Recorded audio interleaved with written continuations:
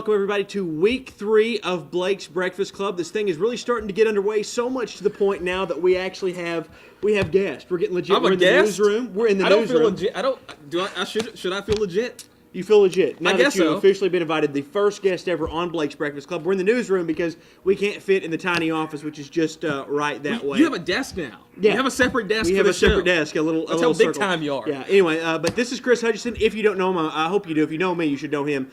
Sports director here. He's the boss man. He's the guy that does it all. Boss sounds all formal and stuff. well- and no, folks, there is no. I'm not standing in a box. This is our real height in real life. I'm that tall. Yeah, the Breakfast 6'2". Club, we're real. Breakfast 6'2". Club, we're real. We're about to get some more visitors walking through here. Nathan Eads coming in the door. Yes. Okay, but let's go ahead and get this thing underway. We have a lot packed into a little time. We've introduced Chris now. Let's recap what happened this week. Of course, we'll go through the week recap, and then we'll go ahead of time, and then we'll get to your comments. That's what's coming up. First of all, big thing going on. ASU's been going all around the state. They've been doing camps. They were in Little Rock at War Memorial Stadium, which if you watch the sportscast, you already know this. You should. You should have really known this. Now, I mean, Texarkana. They're going to Texarkana today, which should be interesting because Harson's experience and knowledge of the state of Texas. Obviously, he was Texas offensive coordinator before coming to Jonesboro, so it's a chance to expand a state's recruiting base. You know, Gus Malzahn was big with the state of Alabama because of his ties with Auburn, and now you got Brian Harsin dipping into Texas. So that's going to be really interesting. Right, so they've been doing that. I was down there at that on Friday, or Thursday. And then the Sun Belt Conference has been in talks with the bowl, what could be called the Rice Bowl at War Memorial Stadium. That was the big news we broke on Thursday. That will be possibly held in Little Rock. We got some sound from Commissioner Carl Benson. You can watch all that on the KAIT website.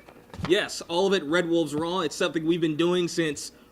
This is the 3rd or 4th season we've been doing it. Really started in 2010 as an accident. I just did it. Did it right here. I started it only because I got sick of us wasting video. You'd be surprised before then how many hours of video we wasted because we never had a chance, to run it all on the air.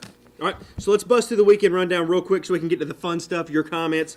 Coming up on Saturday, the Thunder Bayou Blowout in Blytheville at the Sportsplex. If you don't know where that's at, that's that big airplane thing where the military base and all that used to be. There's a golf course You there. can't miss it. There's a golf course. There's all sorts of stuff there. You'll see the big planes. You can't miss it. If you miss it, might want to get your eyes checked. Don't want to be driving anymore. Also coming up, the ASU Summer Tourney. A lot going on with that. A lot of local teams. Legion, hosted by ASU. Tyler Zuber, Brandon Ayers, 2 ASU prospects that'll be in that.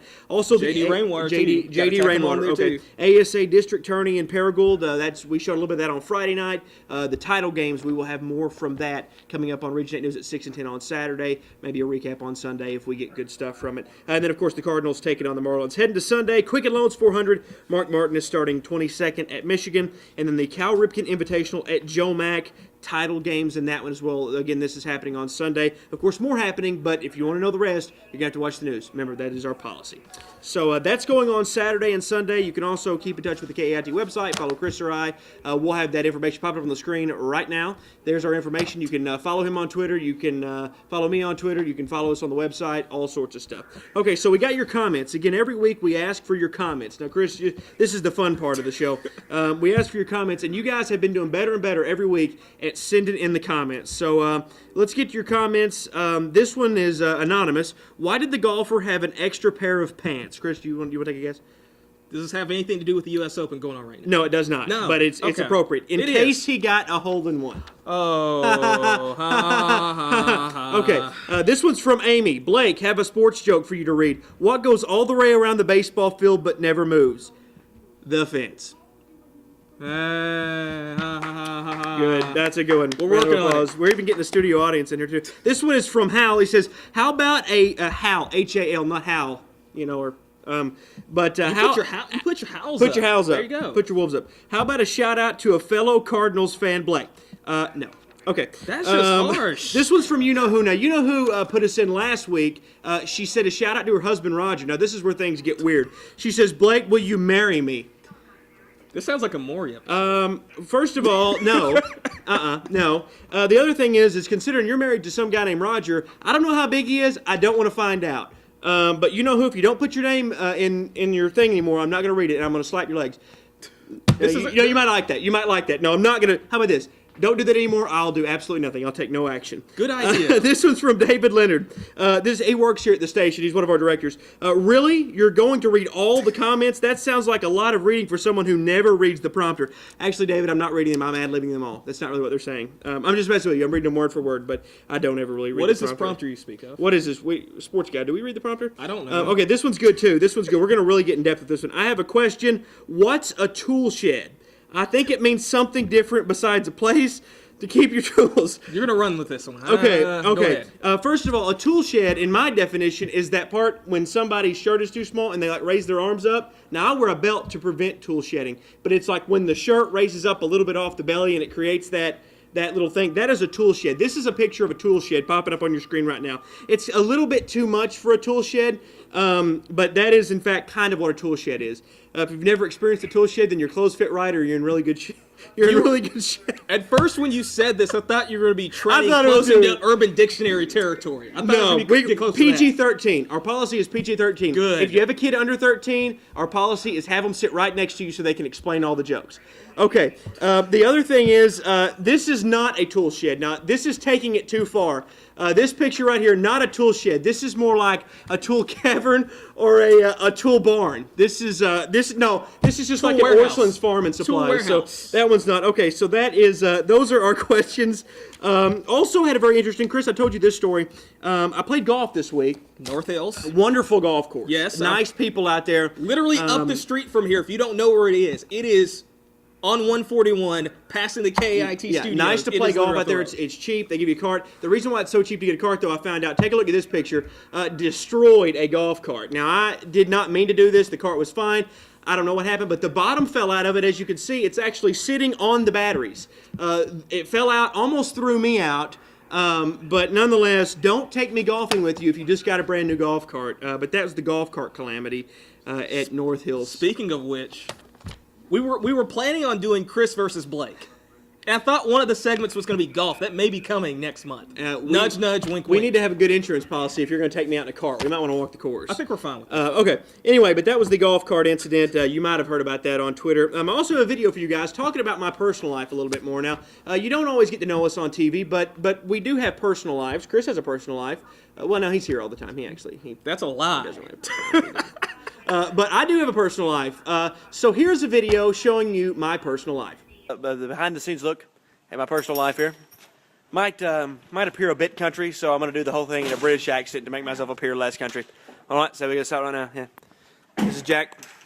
This is a preppy white guy golf for the family. And that's a dog. He's the most sophisticated one in the whole Gwyn clan there. See, clearly he takes it. He says, I'm a dog, I'm going to do my part. But at the end of the day, I'm going to get your golf ball, eat all your golf balls. So I'm going to go this way right here. Is this car? It's my car right there. It's Whitey. It's my car, Whitey. That's a preppy white guy on the car. Okay. Anyway, look, cows. Lots of cows out there. They're very fascinating creatures. Very fascinating creatures indeed. They all very knowing. They all have the answer. None of them know they just don't know what it is yet. That's an electric fence right there. You don't want to take a leak on that thing. Electric fence, there's cows, look at that. They just got out of the concert, look at that. Hey, what did you think of the concert, huh? Again, doing this with a British accent, I don't want to seem country. We don't want to seem country, do we? So we're doing it with a British accent so we don't seem country. You just didn't know that sports guy on TV, he was so country. Look, Barn.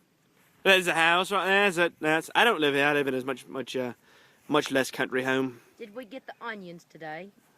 He's a little bit. He's clearly English. He's an English cow. Look, the dog doesn't like the cows. He's mad. Look at that. He says cows, dog, man-made nature. Look at that. Man-made nature. Look at the dog. Once again, the smartest dog in the family. He was valedictorian of his class. We all, none of us were undergrads, but that dog was. And I guess that's about a wrap. We want to introduce you to our friends who have been here the entire show. This is Earl the Squirrel. He is a flying squirrel that a viewer gave to me.